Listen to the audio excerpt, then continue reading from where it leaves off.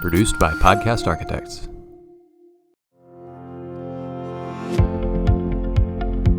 Welcome back to The Path Forward. As always, I'm your host, Dr. Rick Fernandez, where we talk about innovation and education. Today, our special guest is Dr. Eli Jones, Professor of Marketing at the Mays Business School and formerly Dean of the Mays Business School. Dr. Jones is a prolific author, but today he's going to share his latest heartfelt creation, Run Toward Your Goliaths. I am so excited to get to talk to him about his journey and learn from Dr. Jones. Well, Dr. Eli Jones, welcome to The Path Forward. It's great to have you here today. Thank you. Glad to join you. Well, We're going to dive right in. So we're both educators, yes, right? K-12 and obviously higher ed. From your end, what should our kids be learning these days? Yeah, that's a great question. When you think about all the activities that are going on, you think about all the changes that are taking place. I tend to look at what are the fundamental things that all students should learn. And I think about it from an accreditation standpoint. Okay. I served on the Association to Advance Collegiate Schools of Business, the board of that organization, which is a global organization. I did that for 3 years. And that board speaks a lot about, what are the main learning goals that we should institute in our organizations. And so I'll come at it from that perspective. Okay.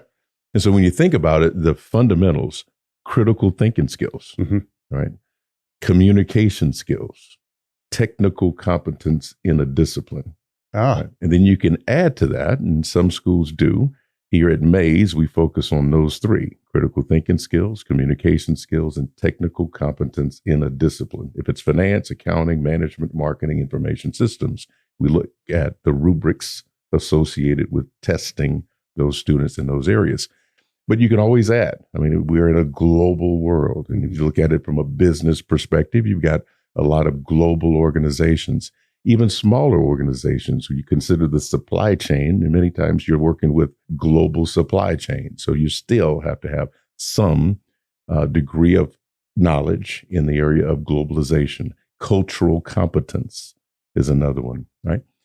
You look at in the area of diversity, equity, and inclusion. Now, that is a growing area. Hot topic. It's a hot topic. And how do you really have these difficult conversations, sensitive conversations as a leader when you're talking about this very area, diversity, equity, and inclusion?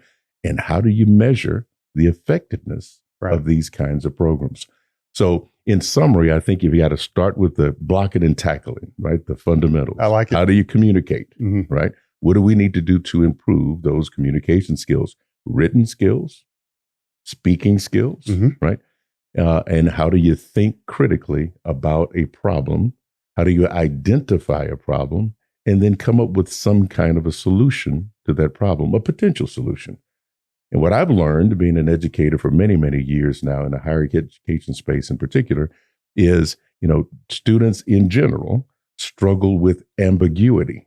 Yes. More than anything. Humans. Oh, yes. Yeah, we struggle with ambiguity. And so when you think about it from that perspective, you give a student a problem to solve. And the higher you go in our education, so you get into our graduate programs, right? There we want to look for those who can handle ambiguity, because there's not one simple answer to any of these business problems now, right? You got to be able to sort through the ambiguity, identify what are the critical issues, and then think about possible solutions. So those are the things that I think about. Question for you in terms of the learning process for kids, and I say kids, K-12, higher ed. How do we expose them to the thought process when entrepreneurs, business people, anyone, the mistakes? And what I mean by that is I've learned the most, I think, because I've either had mentors or I had access to when a mistake is made or you thought this was going to work, didn't work well, and then the process of how you identified and how you correct it. I think that's a piece that's missing, because when you hear people speak, you hear kind of how they started, right, and they have a story, and then they kind of skip some of those pieces, and then now I've got this company and it's doing well. But I think being exposed and being let into like, hey, this part in the moment went really wrong, and this is how we had to address it. What's your perspective of seeing all kind of businesses and working with so many different types of people on giving access to that piece of it? Is it valuable? Critical. So if you go to most successful entrepreneurs, and I'm blessed because I'm surrounded by folks who can give to the college, people who can give to the university, and big dollars at that. So I, as a dean of 3 flagship business schools, I had an opportunity to travel and visit with alums here at A&M. We call former students. I am a former student. And so going out and visiting with folks who can give at very high levels to support our institution, one of the things that's very common when you listen to their stories is they failed. Yes. Multiple times, right? And so I think one perspective here is to encourage, especially if you're talking about innovation. If you're trying to create an innovative culture, right, you got to allow failures. It's just that simple. Okay. Right. And so most of these very successful business people will tell you, fail fast. Right. So if you see that you developed something that's not quite working, fail fast, declare that one didn't work. Let's move on to the next thing. I was going to ask you, what does that mean? Okay. Yeah. So, I mean, don't let it linger. Because of your pride or what have you. Yeah. It's okay that we tried it. It didn't work. Fine. Let's move on to the next thing. The other thing that I'm learning is, in fact, I was just talking to someone at EY, all right, Ernst Young, and so they established a foundry, which is kind of interesting. You've got these kind of skunks works kind of deals going on in businesses now, big businesses, where they're allowing folks to go off and create things in the background, right? And that constant innovation, I think, is really, really key. You think about, for example, 3M. 3M has been known for many years as an innovative company, right?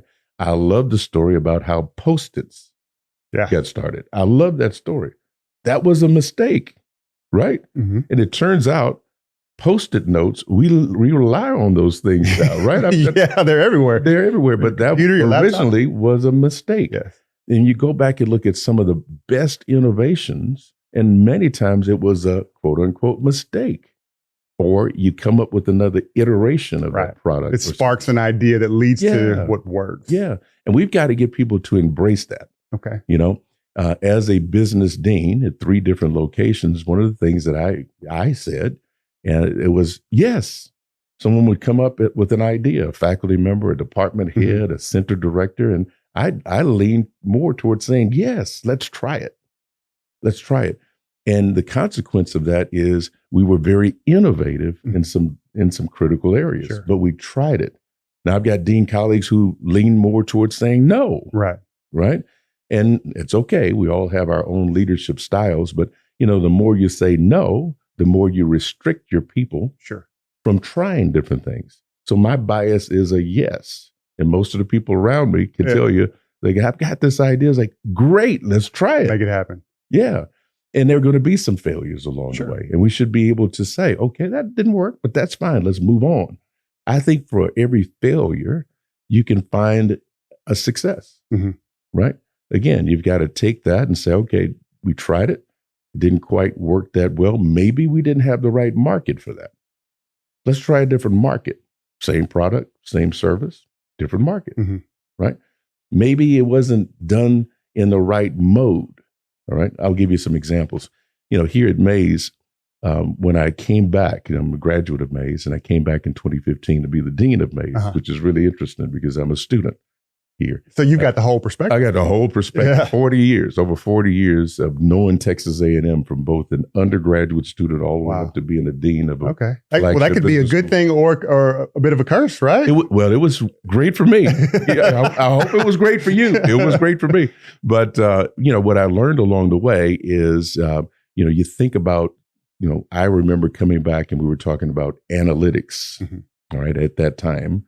And how do we build analytics programs throughout our college? Or really lean more toward analytics, all right? And we had a little bit of resistance going on in the college, but we kept punching through that, all right? And it turns out, was able to bring in a colleague to lead our master's programs. And one of the outcomes of bringing this individual in is in working with the students in our master's programs, we created an analytics competition in the healthcare space, partnered with Humana. All right. Bruce Broussard, the CEO of Humana, is a Mays grad. Yeah. I didn't know that. He's a Mays Business School There you grad. go. Yeah. He's one of the CEOs that we tout when we talk about the university producing these CEOs. And so Bruce Broussard and his team at Humana allowed our students in the MBA program to pitch this idea of starting a data analytics competition, and it went national.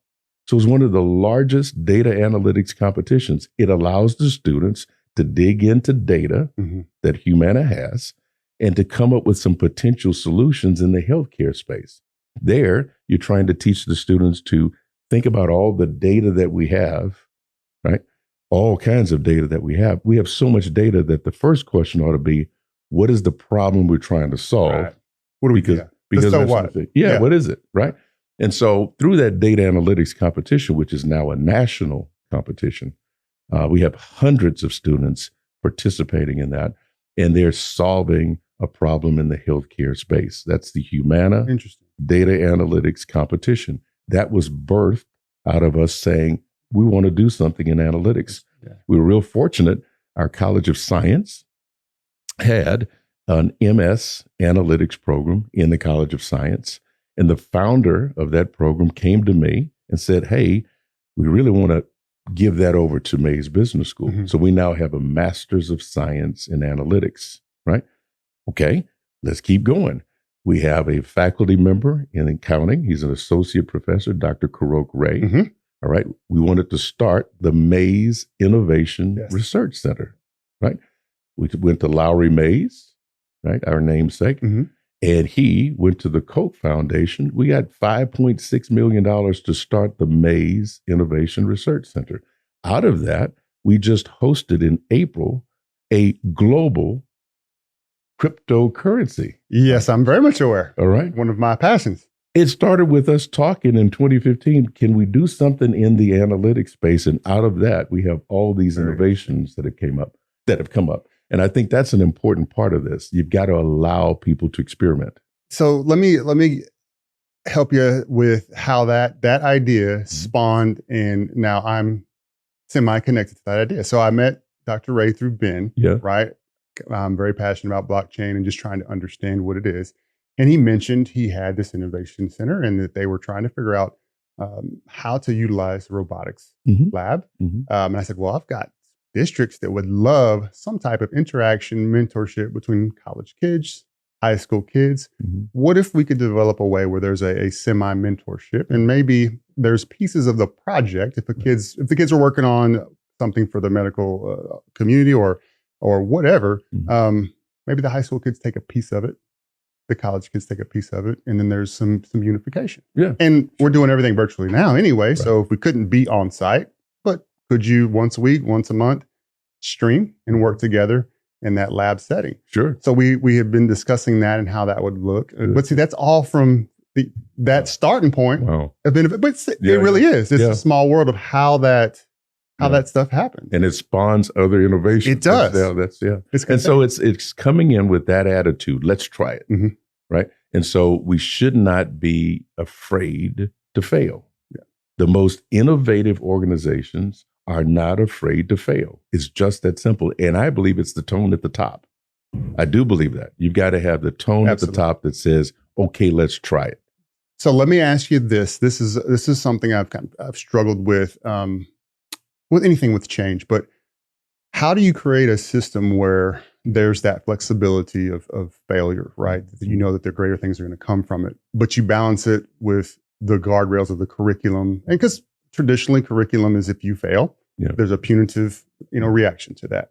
So how do you create the environment where it's not as punitive, but maintain the integrity of the curriculum and the Mays reputation? Does that make sense? Yeah, that's great. So what I heard in your question is I heard multiple perspectives.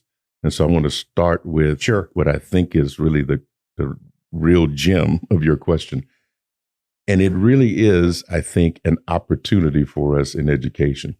So we tend to give exams where we say, this is the right answer and these answers are wrong. Yes. Okay. And that's how we teach, right? That's what we do, that it's the right answer. Mm-hmm. All right. And so when you go into the business space, and you know this, many times there's not one right answer. Right. All right. Many times we don't even know the answer. So it takes real leadership to get people to try things, that's for sure. But you're right. If you think about the way we educate and the way we grade exams, if you're saying this is the right answer, that is the wrong answer, then it is, quote unquote, punitive. Mm-hmm. We give grades. We need to think about experiential education more. I love experiential education. And it takes you beyond just the grading of that. So experiential education says, let's take you to a new country. Mm-hmm. Let's travel abroad. Now, we do a lot. In fact, Texas A&M leads the country when it comes to global programs.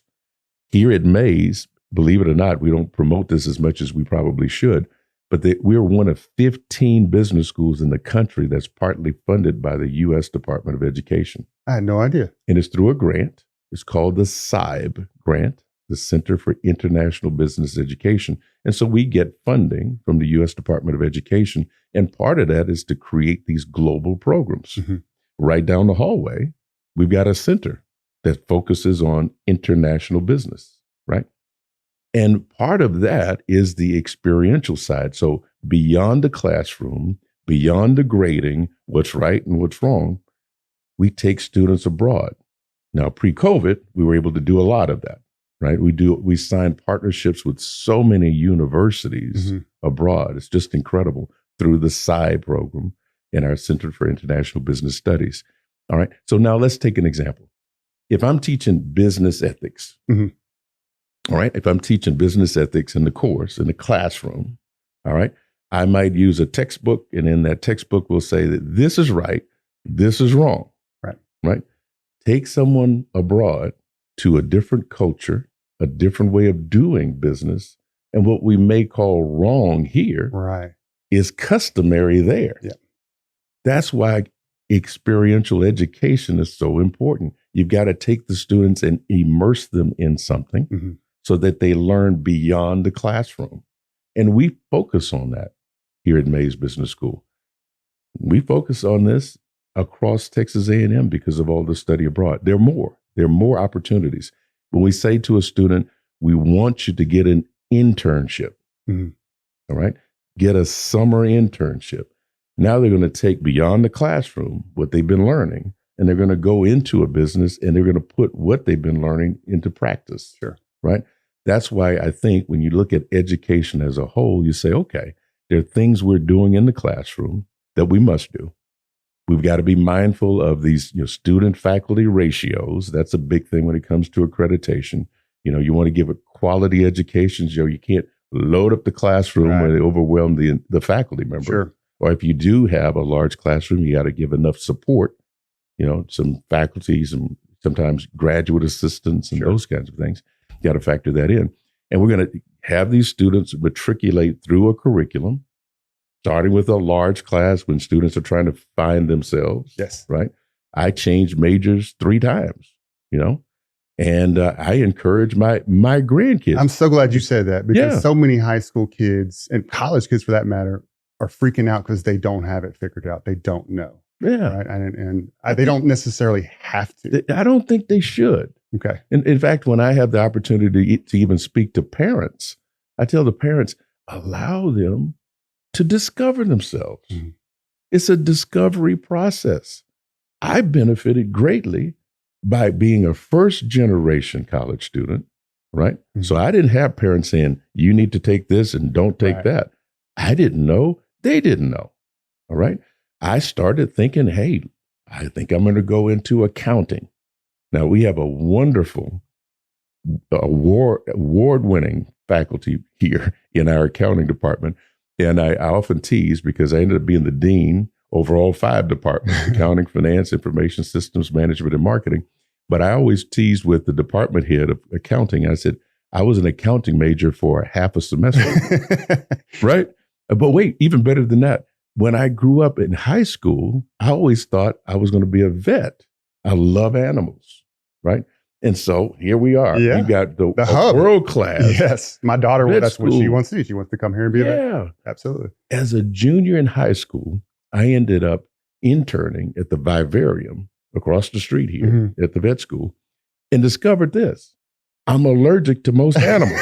It's like, what is this all about? I love it. That's a heck of a time to really learn is. this. So I love dogs. I love dogs. I grew up on a farm. My dad was a serial entrepreneur. He had a farm, a ranch, and plus he had other businesses and all. And so I grew up around that. Sure. I didn't know I was allergic to cats. Tell me the story about about when the first time did you figure it out? Like literally the first day when you were over there? Like how did you? Well, at the vivarium, you've got these folks bringing in their animals. It's kind of an animal clinic, if you will. And as they were bringing in certain animals, I started sneezing. It was one of those like, what is going on here? All right. I later learned, and I wish I would have known this in high school, but I later learned, you've got researchers over there in the vet school, and they don't really touch the animals. They're doing research. I didn't know that. My parents didn't know that. No one in my network knew that. I learned it later.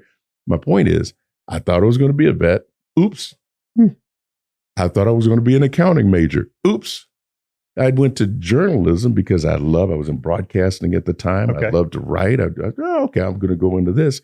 Graduated with a journalism degree from here, went out, and then later discovered, you know what? I had a lot of informal business education growing up around entrepreneurship.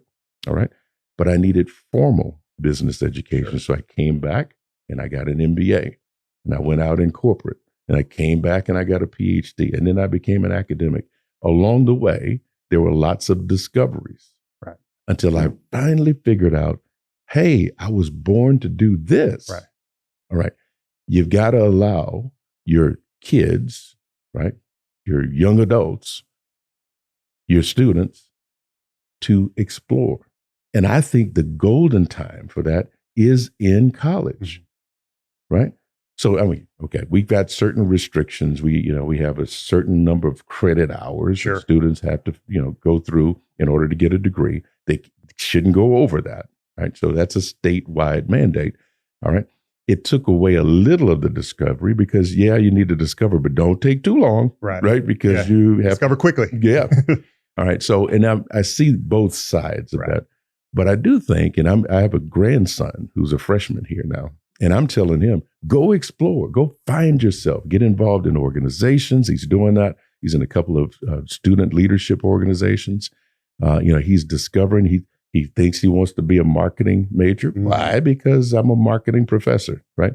He thinks he wants to go into sales. He's really good at it. He's a great relationship builder. He may end up in that. That's what I teach. That's what I write about. That's what I did in corporate with sales and sales management. But because of his exposure, he thinks he wants to do this. And I put no pressure on him. All right. He, just this summer, he went through fish camp and met a lot of folks interested in finance. He came back to me, calls me Papa. He says, Papa, I'm thinking about finance. I'm like, great, go do it. Right. He's learning about Aggies on Wall Street, which is one of our all-star programs in Mays Business School. And I'm saying, go try it. All right. So I'm a grandfather telling my grandson, a freshman here, go try it. Go do some things. Take your time. Discover yourself. Right. It's a long haul. Right. You finish as an undergrad at 21, 22 years old. Sure. You're going to work until at least 65. You got a 40-something year run ahead of you. Right. Why not try some things here that'll get you off to a fast start? So if you were given advice, like if you have a kid, whether it's high school or college, says, I want to be a business owner, an entrepreneur, I want to be in that space and be creative. What's the one thing that they should be working on? If they don't do anything else, what is the skill that they need to build to get them there? That's a brilliant question because, I always look at, I start with sales, and you've got to be an entrepreneur to be successful in sales too. So I do see the linkages there. I start off our salespeople born or made.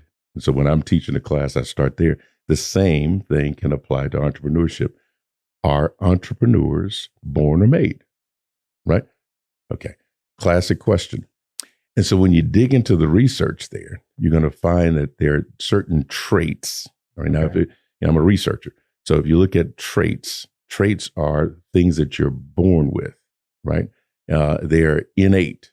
And there are people who are born with certain traits that lend themselves to being a successful entrepreneur, right?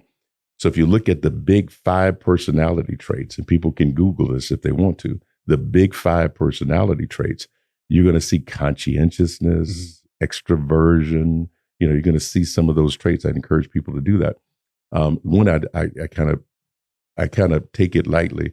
Neuroticism is one of those traits. Being neurotic, which is kind of interesting. There's always, we call it an inverted U. You get it, there's a level where marginal returns, right? There you go. Yeah. So being neurotic to a point. But you look at these different traits, and what that, to me, that research says that we're born with some of this. All right. And because of those personality traits that we're born with, they are supposed to be stable over time. They don't necessarily change. Okay. All right. So from that standpoint, true, entrepreneurs have certain traits that they're born with. All right. But then there's this whole learning side, right? The exposure to it, the ability to actually see risks, the ability to take risks. Okay. And risk taking is the key to entrepreneurship. Risk taking is the key. And there's kind of if there's a spectrum, it's like, okay, I'm kind of risk averse. Right. And there are people who are risk seeking, and there's a whole spectrum. And so where are you on that spectrum? If you're risk averse, then there's a low likelihood you're going to be successful in entrepreneurship. Right. All right. If you're risk seeking, there's a higher likelihood that you're going to be successful in entrepreneurship. And some people have strong feelings about risk. I grew up around entrepreneurs, serial entrepreneurs. My mom and dad, I could tell you stories about watching them take certain risks because I grew up around it. I'm not risk averse, right? That's why I come in and say, let's try it. Let's do it. Okay. So you look at the traits that are stable over a period of time, right? In particular, those big 5 personality traits. And wherever you are, in terms of those traits, either you're going to be, the likelihood is that you're going to be more successful or not. And then you think about the exposure, right? So as educators, we can't do much about the traits. People are born that way, right? But we can do things about exposing our students to different opportunities and encourage them to take certain risks. Let me give you a really good example about traits. I love telling this story. So I've got 10 grandchildren, so I've got a pretty large sample size. Oh, you about to fork over some money for Christmas? Huh? You know it. You know it. All right. That's right. That's probably what my wife is doing today, is ordering for Christmas. But, and so I because I'm a researcher, I pay attention to these kinds of things. And I've often asked myself, are entrepreneurs born or made? And so I have a chance now, I see it in my grandchildren because I'm looking for, when do these traits start appearing? Start manifesting. Okay. Yeah. All right. And so I have to tell you this story. So some years back, I had, they're all much older now, but I had a 2-year-old and 2 3-year-olds. Okay. So my son had a son and my daughter had a son. All right. So 2 3-year-olds and 1 2-year-old. I decided to take them to play putt-putt, miniature golf. True story. This is true. And this, to me, spoke to, when do these traits begin appearing, right? So I've got a grandson who's now 12. He was 3 at the time. And he is, when you look at his personality, I just love him to, when you look at his personality, he's more of a conformist, right? If you're doing the disc exercise, he's going to be one of those. The C, he's a high C, right? And so I'm teaching him how to play putt-putt. And he was right there with me. And he was watching every move I made. All right. He was trying to putt it, bending the knees, the whole thing. Right. He stayed with me. His name is Ian. All right. I have a grandson who's the same age now. He's also 12. All right. But his personality is quite different. Right. He's extroverted. He's more of a risk taker. He's more of an expressive, if you will. He's become an incredible musician, by the way. He's learning things all the time. He's playing the piano. He's learning how to play the stand-up bass. Now he's writing music in Ableton Live. It's just incredible. It's so beyond me. Like, I'm just always in awe of anyone that can do that. Yeah, he's got that kind of mind. It's very creative. While we were playing putt-putt, all right, his game was very different. So what he was doing was 3 years old. He was at one of the little ponds while Ian was with me. Elijah was at a little pond, and his game was, I'm going to throw the ball into the pond.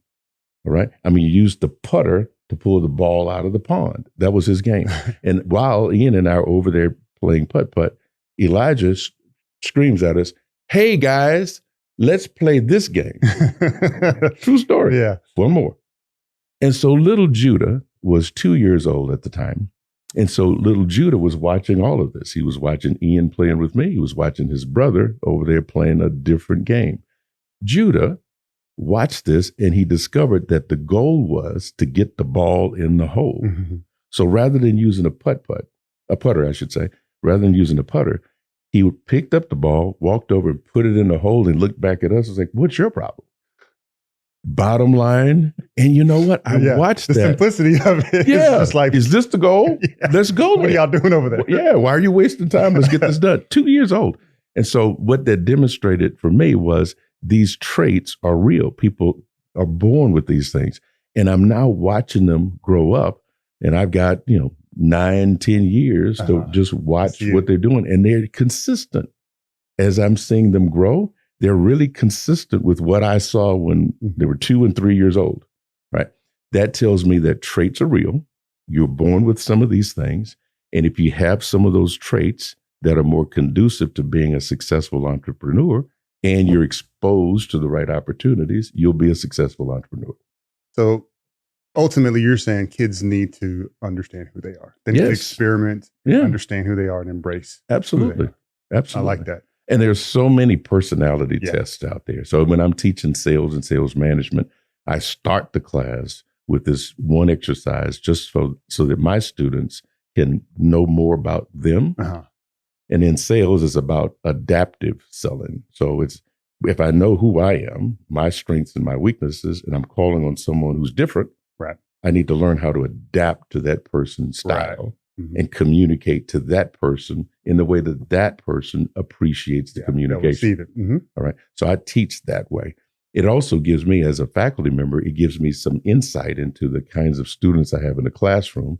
And what I do now is I adjust the way I teach based on the social styles matrix, the personality which of the class. What we argue in K-12 is we should be doing, like, everybody should have an individualized education. Yeah. And when you have a classroom of kids, they all have different needs. Yep. Therefore, we have to adapt based on the needs of class. I completely agree with that. Interesting. Okay, I want to get into the book. Okay. And all disclosure, I watched the Masterclass and I was just floored.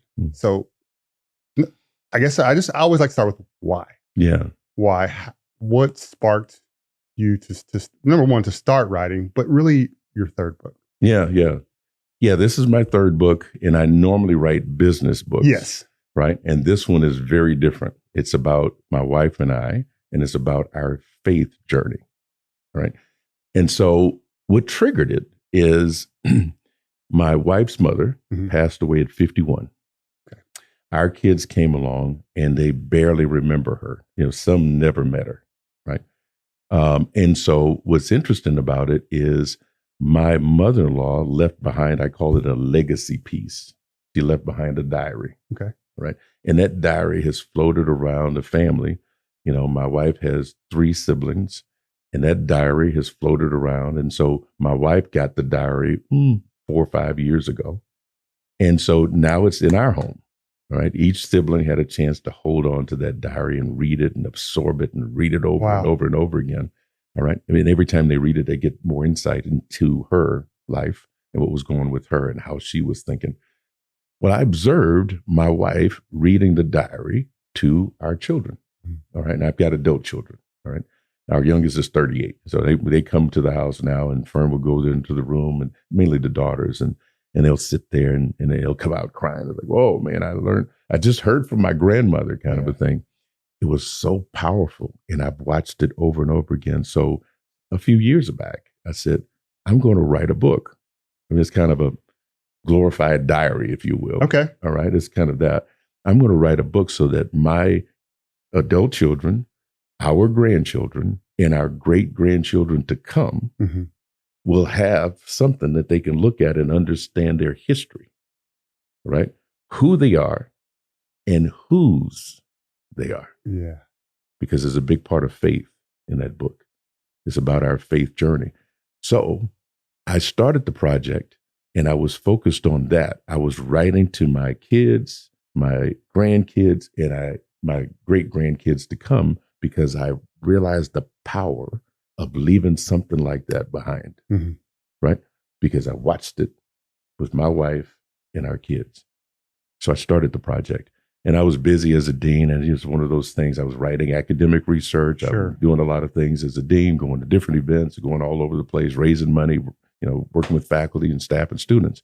And so I was making baby steps on this project. I really was. I'd wake up 4:00 in the morning and write. When it struck you. Boom. I might write a sentence or a paragraph, say, got to go. And then coming over to the school. So I was taking baby steps for sure.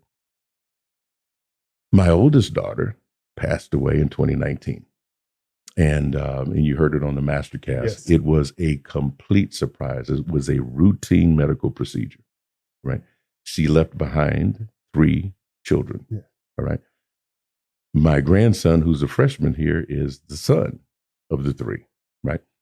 And so when that happened in 2019, which was a complete shock to all of us, I began thinking, I need to really do this book. I need to write it, and I need to get serious about it, right? And so it became urgent.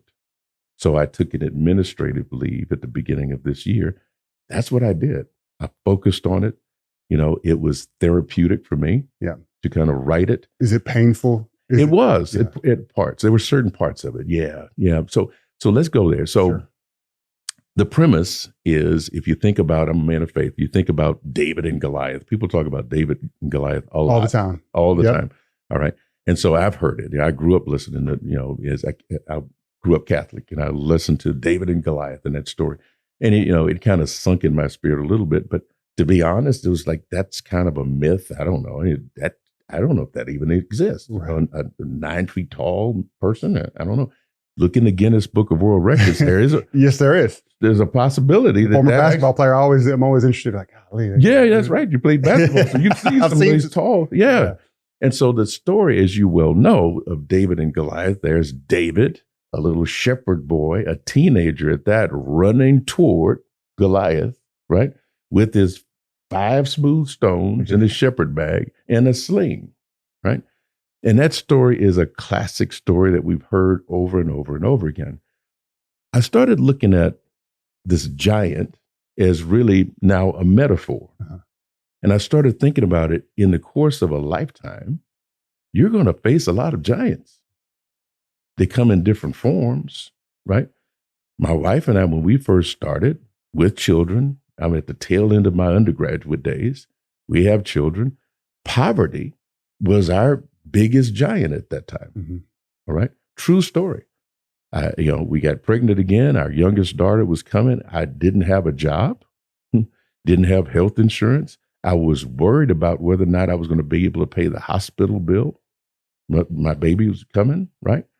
And fortunately, thank God, things worked out. I ended up getting a job in sales, and I learned, I'm okay in this area, but I need to feed my family. I need to get insurance. I was real fortunate. I started my selling career at the Eagle newspaper here in town, and just in time, because you had to be employed for a certain amount of time for the health insurance to kick in, right? Yeah. And it was just in time. Amazing how God works. Amen. Amen. We were able to, our baby was born. We were able to pay the hospital bill. Everything worked out. Poverty was one of those giants. All right. And then I started thinking about, over the course of a lifetime. Now, remember, I'm talking to my kids, my grandkids, and my grandkids to come. I want them to know that life is not perfect. There are going to be twists and turns. There are going to be some surprises, right? I think it's important that we as parents and grandparents, that we expose our children to this fact that it's not going to be perfect, right? I'm around, 6,500 students around this business school, right? And on occasion, I have the privilege of speaking. In fact, I'm going to speak to a student here in just a little while. And I'm listening to them and I'm asking, well, what are your goals? What are you trying to accomplish in that? And being candid, being absolutely transparent. Many times I'll walk away saying, that's just too idealistic. It's not real, right? You're not going to graduate from college and be a CEO of a major corporation in 5 years. But if I listen to some of the students, like, what are your goals? I want to be a CEO of a major organization in 5 years. Like, that's not going to happen. I'm sorry. You're going to have to go through some things. You're going to go through some struggles. You're going to hit some walls. You're going to make mistakes. You're going to fail. All of those things are going to happen. But if you stay with it, if you don't give up, you'll be able to reach those goals. But I think it's important for us as parents, grandparents, to set the right expectations, right? I even tell parents when they come in, they visit with me and they're talking about their student, their kid, sometimes they'll come in and they will overpower the kid.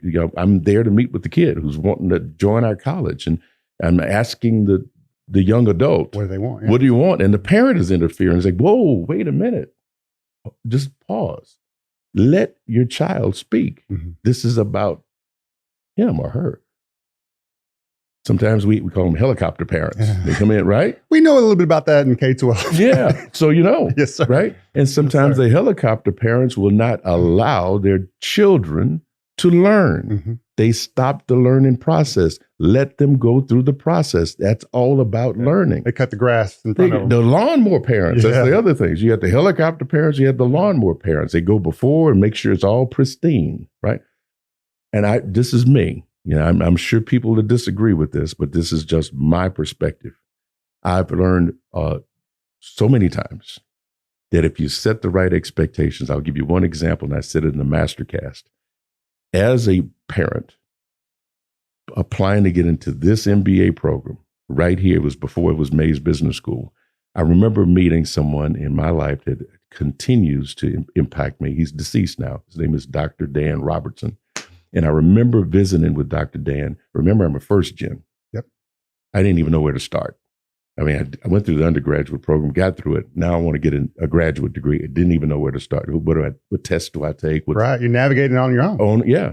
And I was blessed to meet Dr. Dan. All right. And this, I'm talking years ago. We're talking mid to early 80s when this happened. And I'm with children. I said, hey, I'm a father. I want to go through the MBA program. I'm trying to figure it all out. And one of the things he told me, and I never forgot it, he said, take that undergraduate workload and multiply it by 7, and you're getting close.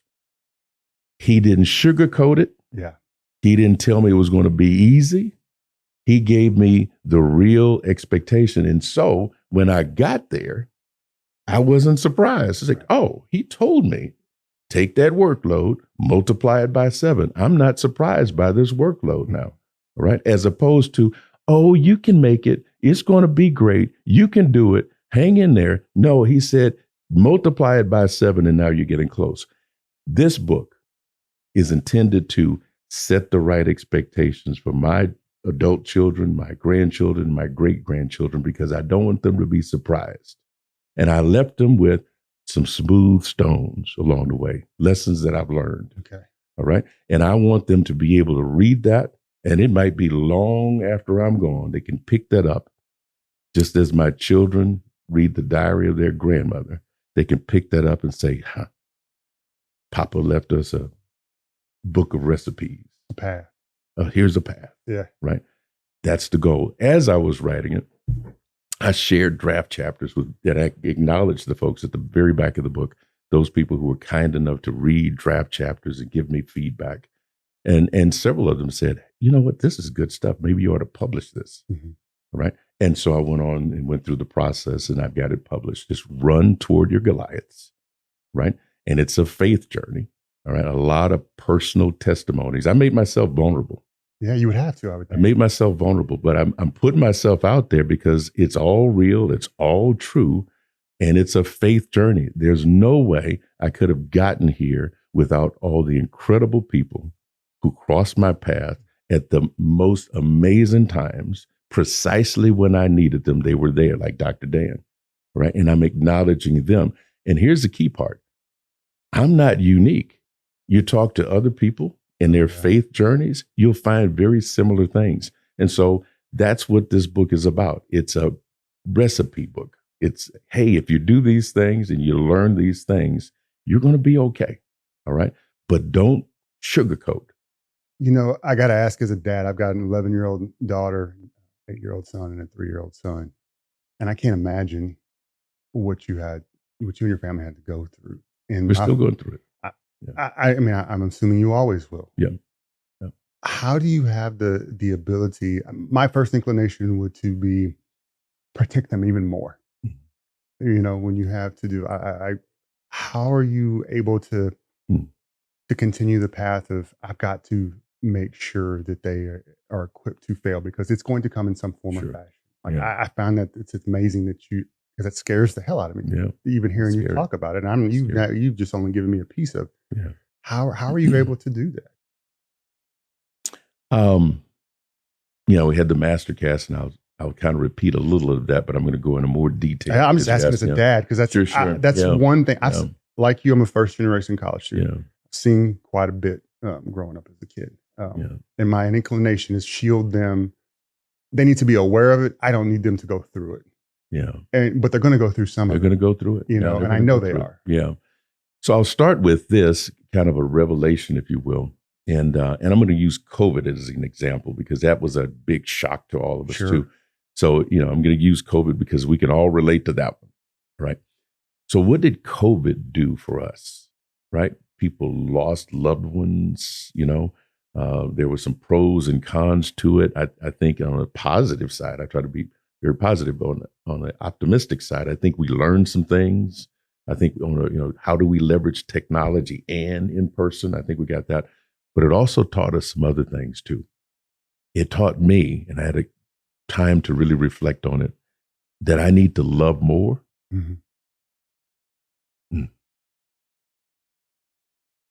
Love harder. Forgive more. And value your friends and family. The death of my daughter taught me that. And COVID taught a lot of us that. We got to forgive more, right? Yeah. We go through life, and sometimes people will hurt us. Sometimes it's intentional, right? And you struggle with, oh man, I know I'm supposed to forgive. Yeah, it's hard to do it. But it's hard to do. I did something on forgiveness, and I wasn't ready for all the responses. So I sent out a weekly email blast to friends and family. And I did something on forgiveness, and the number of emails I got back and telling me just how hard that is. It was an eye-opener for me, right? And so I'm using COVID because, again, everybody can relate to that, but it certainly applied to me when my daughter passed. Love harder. Forgive more. Value your friends and family. Those are the lessons I learned. Now, I'm going to brag on this team here at Mays, because that support network is very, very important. And I didn't ask for it. I'm just blessed. The word got out a couple of years ago. Right down the hallway, there are two ladies right there. You walk into the dean's office, there are two ladies right there. Both of them have lost children. Oh, wow. As soon as you walk through the door, the word got out, and I learned, I didn't even know how many people in this college, faculty and staff members, who have lost a loved one, and in particular a child, right?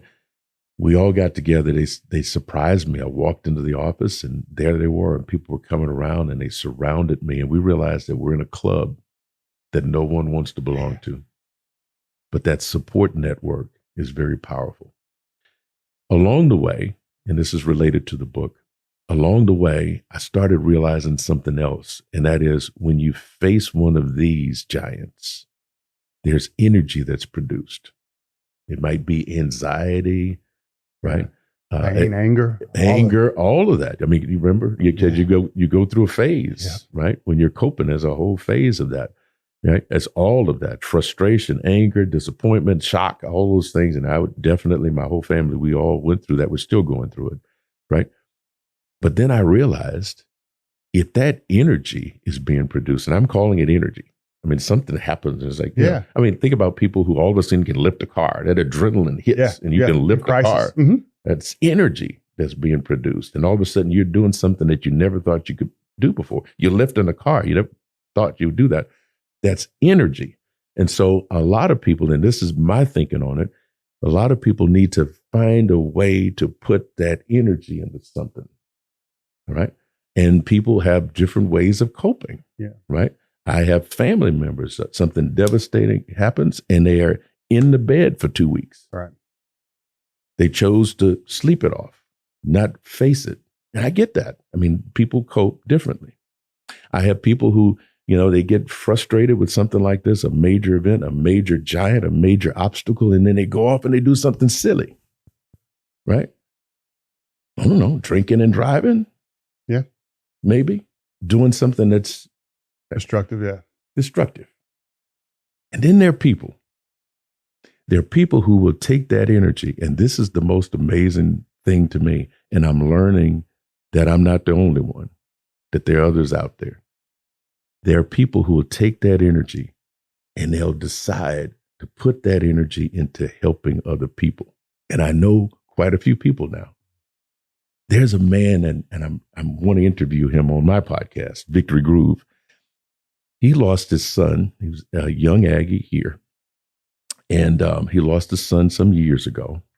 And he and his wife decided that they were going to build a church, a mission in Ghana. And that's where they put their energy. So they're helping these students, a school. It's a school, not a church. It operates like both, really. But they built a school in Ghana to help those kids. You know what they do? They named a school for their son. Mm-hmm. All right. And they love going there. They will go 2 to 3 times a year and meet those students. And that's how they remember their son. Yeah. That's taking that energy and putting it into something that's going to help others. This book, right? Run Toward Your Goliaths. It's something that I believe could help others. Certainly my lineage, but it might help your lineage. Yeah. It might help your lineage. I don't know, but it's something to help others. Victory Groove, my podcast, is really featuring those people who have gone through something major, something devastating, right? And every one of them so far, every guest has said, yes, this hurt. Yes, this was a shock. Yes, I was going through this very stressful time, but it produced this energy, and I decided to put that energy into this. There's one who decided to birth businesses, right? He was diagnosed with pediatric cancer at 2 years old. What does he do? He's birthing businesses and he's hiring people, right? There's someone that's coming out. This is coming out next week. I've got a nephew who went through amazing, amazing struggles. I mean, he was slaying those giants left, right, and center. It's just amazing. The day his son was born, his dad died, an hour and a half apart. You're going to hear that on Victory Groove. Wow. That's my nephew, Odin Clack. His son, at 2 years old, was diagnosed with pancreatic something and had to go through a major surgery. What did he do? He ended up staying there in the hospital and said, his wife said, go home. And he stopped by this leather shop. He had never done anything with leather before. He stopped by this leather shop just to distract himself. He walks in and he's seeing tools and everything. He picks up some leather and picks up some tools. And he goes to his garage and he says, I'm just going to make something. I got to do something with this energy. I'm going to make something. That something became Odin Leather Goods in Dallas. He's got an online store and he just opened his second retail store. He started in his garage trying to do something with that energy. Occupy, And now he's employing people. He's got 2 stores. Those are the kind of people I'm looking for Victory Groove. And I always say, if you're a believer, we already have the victory. Mm-hmm. We just need to get our groove back. I love it. So tell us the name of the book one more time, where we can find it. Sure. And then I want you to tell us about the podcast and where we can find that as well. Perfect. So the book is Run Toward Your Goliaths, right? because I think we have multiple Goliaths across the lifetime. Run Toward Your Goliaths. It's available on my website, Eli Jones, ELIJones.com. It's also available on Amazon. Okay. Right. There's an ebook and there's a physical book, hardback, softback. I'm also working on an audio book that's to come. I'll probably work on that during the holidays. But anyway, that'll be fun too. And the podcast, Victory Groove, I'm working with podcast architects. Mm-hmm. You know, the podcast architects, they're really, really good, and working with the team there. And so it's available too. And it's on Apple, it's on Google, it's on Spotify, and we just most recently put it out in YouTube. How do, if people want to be a guest or think they have a story to share, is there a way that they can get in contact? Absolutely. Yeah. EliJones.com. There's a place where you can sign in if you want to be a subscriber to the things that I'm putting out. I'm putting out a weekly thing today, by the way. I put out something about the real meaning to Christmas. Mm-hmm. Just came out this morning. All right. So I'm putting out information weekly. You can subscribe and you get my email address. So you can shoot me an email and we can talk about it. But it's got to be that thing because the whole thing is meant to inspire. Right. It's to take people like me who went through that dark time, all right, and decided to do something with that energy. It's got to be that kind of a turnaround. And then when you look at it from that perspective, it helps people go through the kinds of things that we've gone through. It's that club that you talked about. It's the club. Nobody wants to be in. That's exactly right. It's good that there is a club. That's right. Dr. Jones, thank you for being a part of the Path Forward. I appreciate it. My pleasure. Thank you, sir. All right. God bless you. Thank you for joining us on another episode of The Path Forward. We had a great conversation with Dr. Jones. If you would, please hit the like button and subscribe if you like what you're hearing. See you next time.